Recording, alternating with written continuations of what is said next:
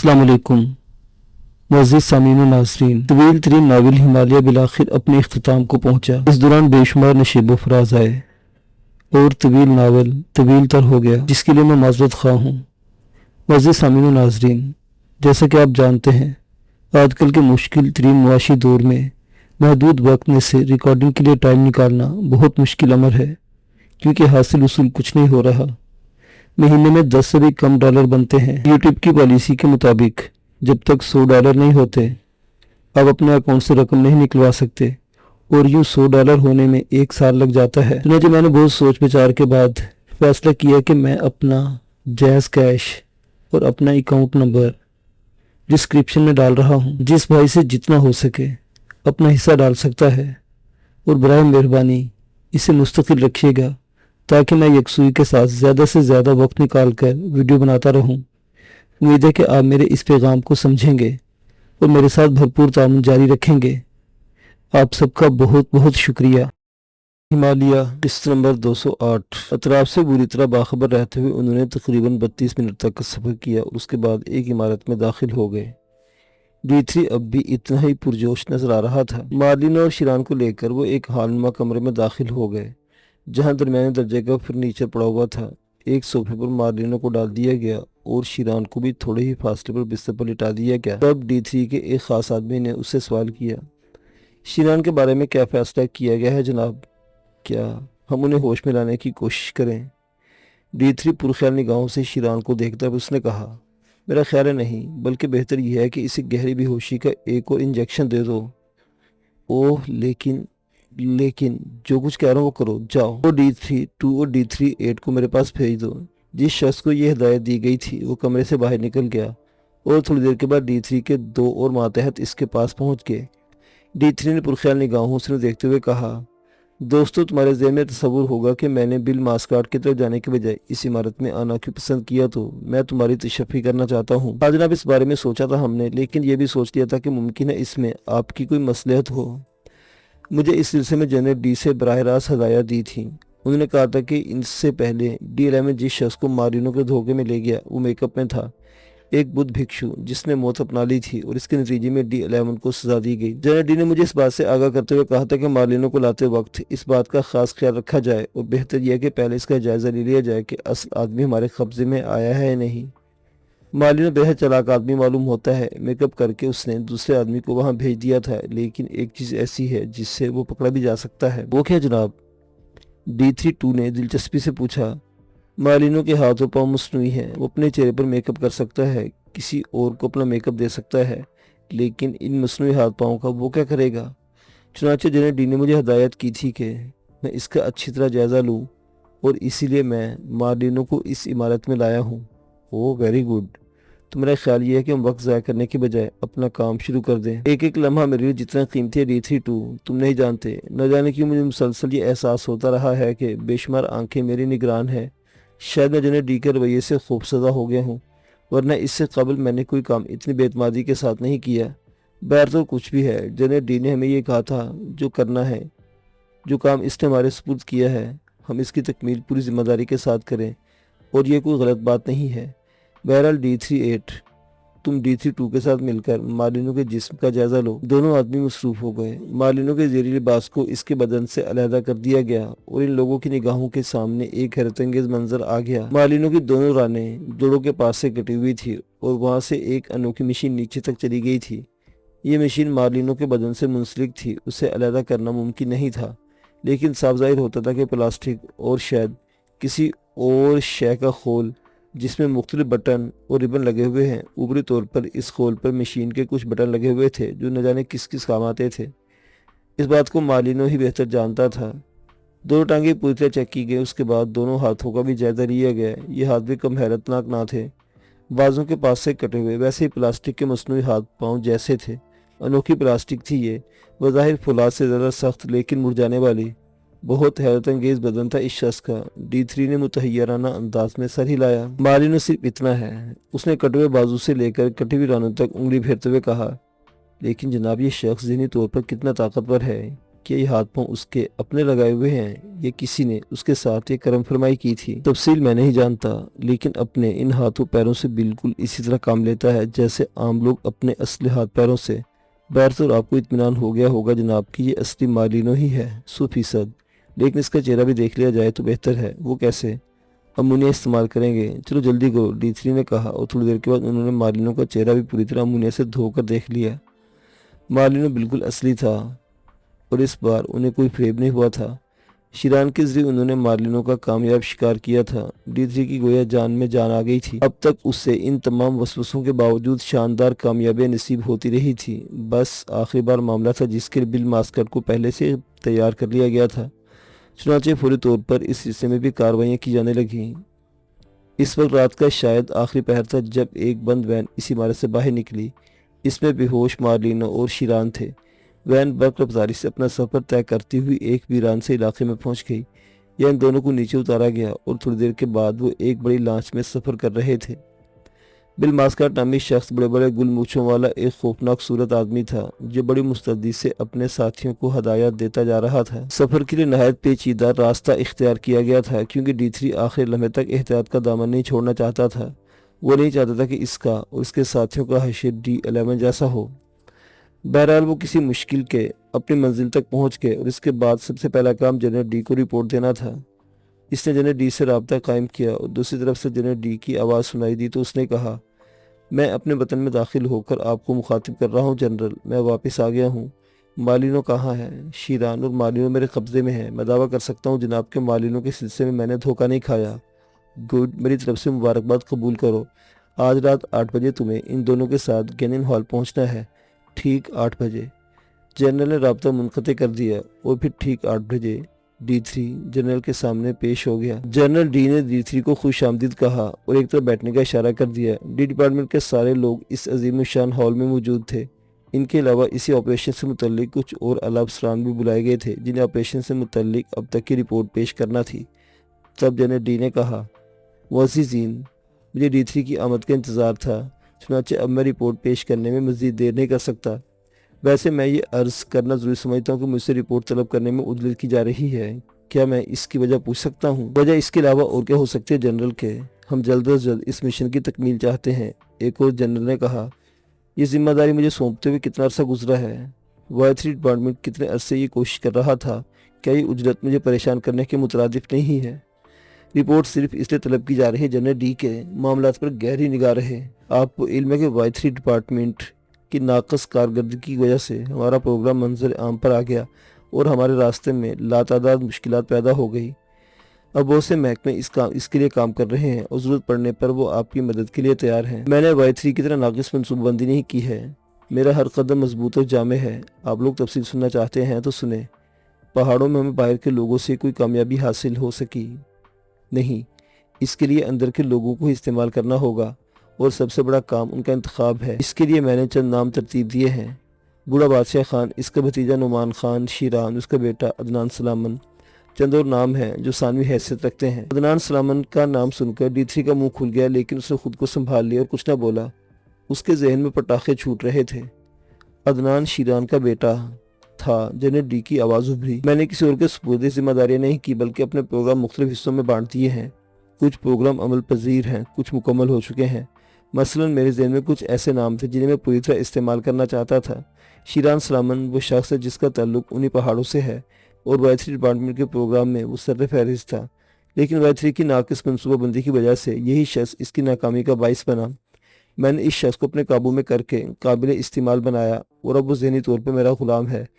میں نے اسے اعلیٰ ترین تربیت دلائی ہے، نہ صرف پہاڑوں میں آپریشن کے وقت بلکہ اس کے علاوہ بھی وہ ایک ایجنٹ کے طور پر ہمارے کام کرے گا۔ D3 شیران سلامن کو پیش کرو، جنرل D نے کہا اور D3 اپنی جگہ سے اٹھ گیا۔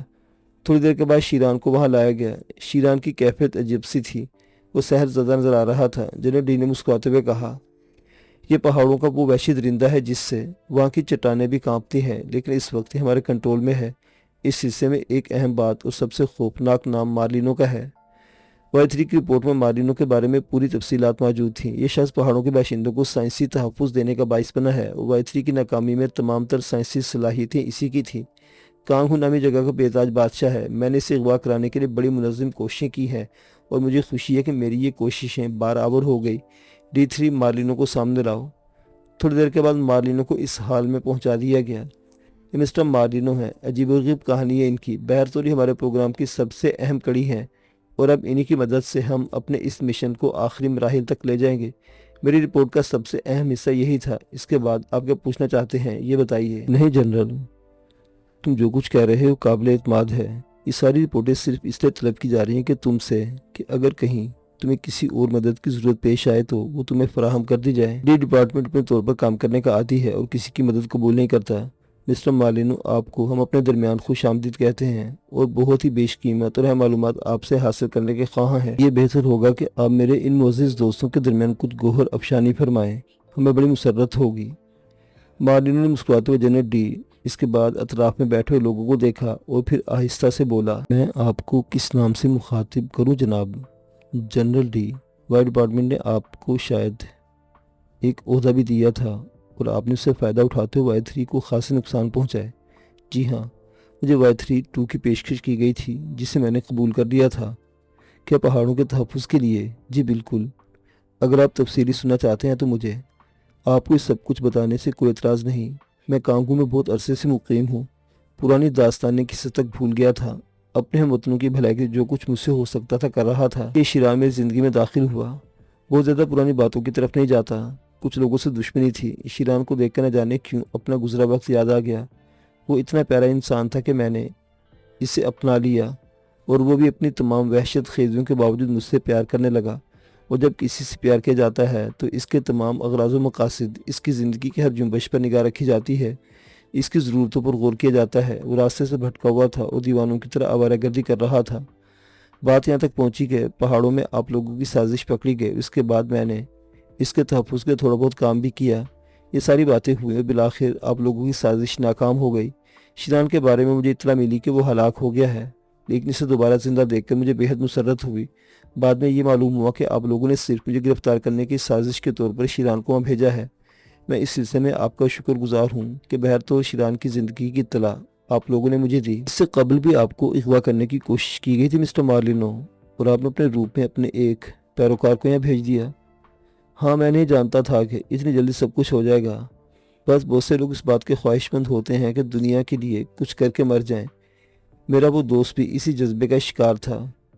میں نے کہا کہ کچھ کر کے ہی مر جاؤ، سوائے اسے تمہارے آدمی اغوا کرنے آ گئے۔ شیران کے سلسلے میں تم نے جس طرح دھوکہ کھایا مارلینو، اس کے بارے میں تمہاری کیا رائے ہے؟ نہیں، میں یہ بات تسلیم نہیں کرتا کہ میں نے دھوکہ کھایا۔ شیران کا منظر عام پر آنا، بینکاک میں منشیات کے اڈوں کی بحالی، یہ ساری چیزیں اس بات کی نشاندہی کرتی جنرل ڈی کہ دوبارہ کوئی سازش تیار کی گئی ہے۔ بہرطور شیران اتنا پرکشش تھا کہ اس کے لیے مجھے منظر عام پر آنا ہی پڑا۔ بات یہ نہیں کہ مجھے تم لوگوں سے یا تمہارے وطن سے یا تمہاری ملکی پالیسیوں سے کوئی شدید اختلاف ہے۔ بات اتنی سی ہے کہ پہاڑوں کے لوگ معصوم اور سادہ ہیں، انہیں ان کی مرضی کے مطابق زندگی گزارنے دی جائے، اور یہ سبھی کے حق میں بہتر ہے۔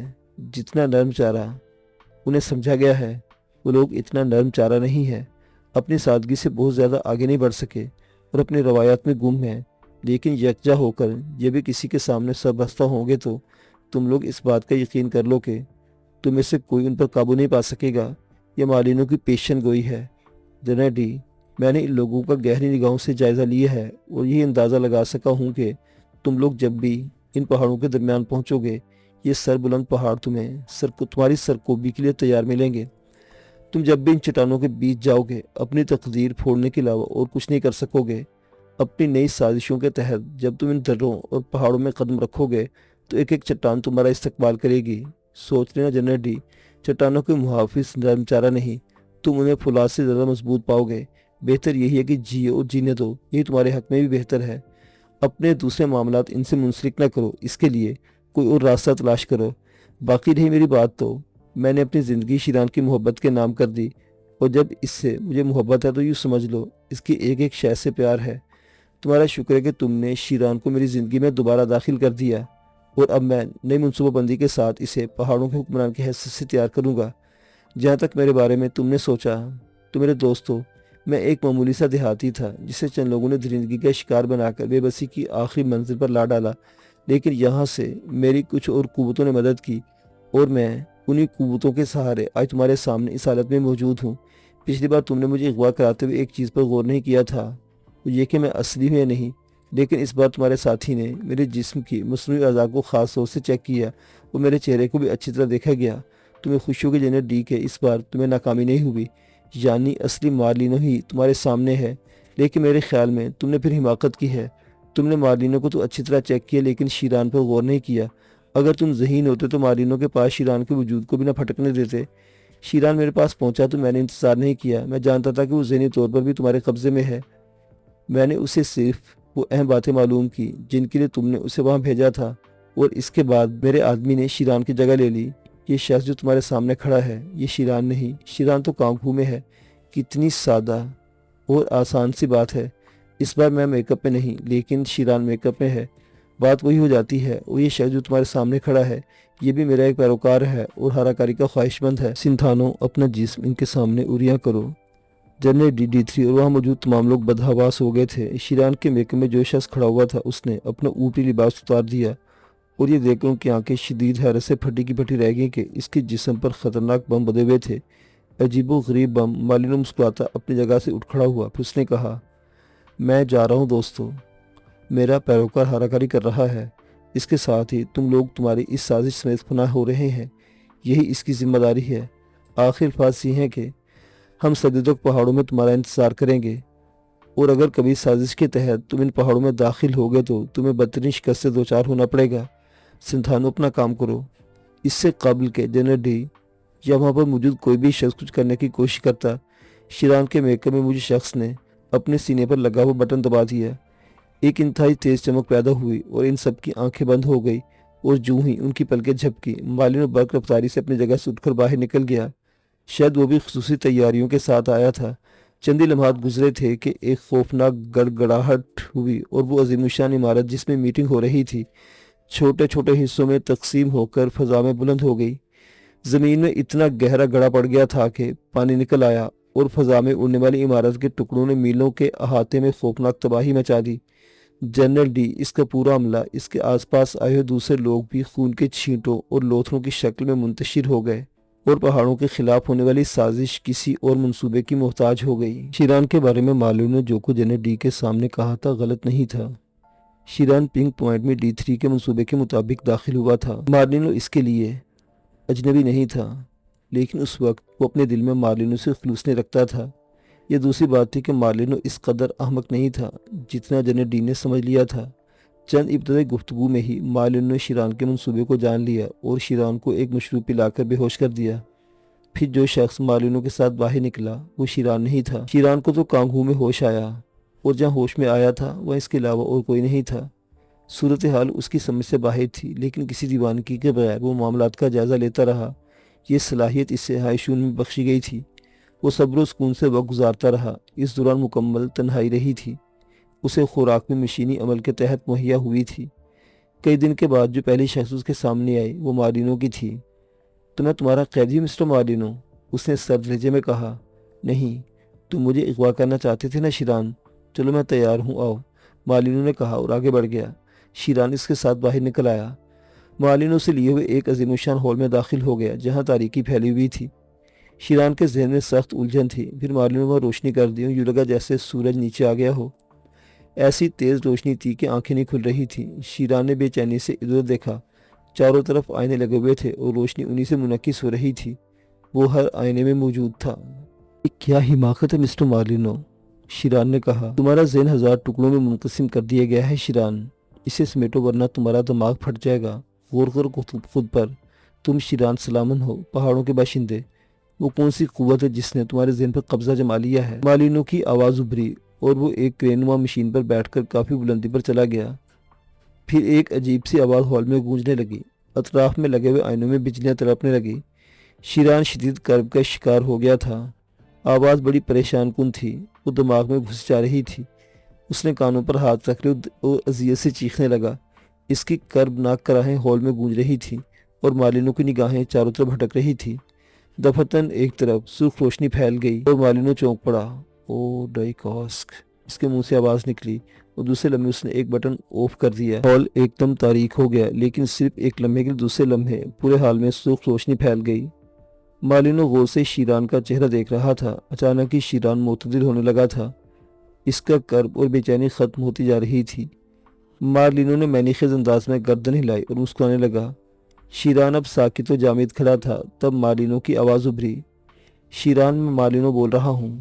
तुम्हारा ज़हन सुर्ख रंग के ताबे था। डाई कास्ट ने तुम्हारे ख्यालात जकड़ लिए थे, लेकिन सुनो, अब तुम आज़ाद हो रहे हो। तुम्हें सुर्ख सहर से आज़ाद किया जाता है। अपने ज़हन की तब्दीलियाँ महसूस करो। तुम शीरान हो, पहाड़ों के रहने वाले, तुराबजान के बाशिंदे। सुदाशी तुम्हारी बीवी है, अदनान तुम्हारा बेटा है। तुम्हारे ज़हन की तमाम क़ुव्वतें तुम्हारी हैं। अब तुम किसी के ताबे नहीं हो। तुम्हारी यादाश्त का एक एक लम्हा महफूज है। तुम्हें सब कुछ याद है। क्या तुम समझ रहे हो? हाँ, मैं समझ रहा हूँ। शीरान की आवाज़ उभरी। देखो, ये सुर्ख रंग तुम्हारे ज़हन से उतर रहा है। देखो, मालिनो ने कहा। इसके साथ ही सुर्ख रोशनी फीकी पड़ने लगी और उसकी जगह हल्की नीली रोशनी फैलने लगी। चंद लम्हात के बाद पूरा माहौल रोशन हो गया। मालिनो नीचे उतर आया था। शीरान चौंक कर उसे देखने लगा और फिर उसके होंठों पर मुस्कुराहट फैल गई। मिस्टर मार्लिनो, उसने आहिस्ता से कहा और मार्लिनो ने इसे बाजू में भींच दिया। उसकी आंखों से आंसू बहने लगे थे। देर तक ये कैफियत रही। फिर मार्लिनो इसके साथ वहां से आगे बढ़ गया। इस हॉल के गोशे में बैठकर मार्लिनो ने कहा, तुम्हारी ज़हनी हालत अब कैसी है? बिल्कुल पुरस्कून हूँ। क्या तुम्हें काली घाटी की तबाही के बाद के वाक़यात याद हैं? हाँ, शायद मैं ज़ख्मी हो गया था। मैंने अपना फ़र्ज़ पूरा किया था मिस्टर मार्लिनो, ये सोच कर के शायद अपने गुनाहों का कफ़ारा दे सकूं। फिर मुझे एक अजनबी जगह होश आया जहां मुझ पर एक पुरस्कार अमल किया गया। इसके बाद के हालात उलझे हुए हैं। ख्वाब किसी कैफे तारी है मुझ पर। मुझे कुछ याद नहीं मैं क्या क्या करता रहा। वो एक लम्हे के लिए खामोश हुआ तो फिर चौंक कर बोला, अदनान कहाँ है मिस्टर मार्लिनो? इससे मिलने को दिल चाहता है। मार्लिनो ने मुस्कुराकर पूछा। शेर की औलाद है, शेर है बिल्कुल। वो कहाँ है मिस्टर मार्लिनो? कहाँ है वो? आओ, सुदाशी और अदनान तुम्हारे इस्तकबाल के लिए मौजूद हैं। शीरान, आओ, पहाड़ों में एक नई सुबह का आगाज़ है। मैं खुश नसीब हूँ कि मेरी आंखें भी इस नई सुबह की रोशनी देखने के लिए खुली हैं। आओ शीरान, हिमालय की आगोश में एक नई कहानी का आगाज़ करें। ये दोनों दरवाजे की तरफ बढ़ गए।